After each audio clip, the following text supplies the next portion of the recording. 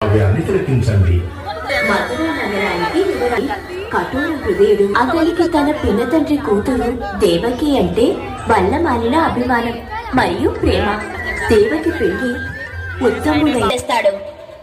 దేవకికి పుట్టే 8వ సంతానం చేత నువ్వు హతమవుతావు.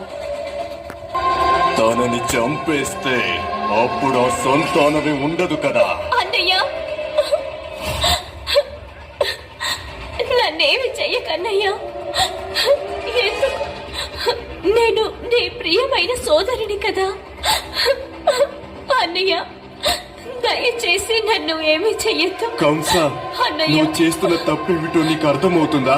తన పెళ్లి రోజునే నీ సోదరిని చంపటం ఎంత మాత్రం న్యాయం కాదు. మేం మాకు పుట్టిన ప్రతి సంతానాన్ని నీకు అప్పచెబుతామని మాటిస్తున్నాను. దయచేసి నన్ను నమ్ము. నేను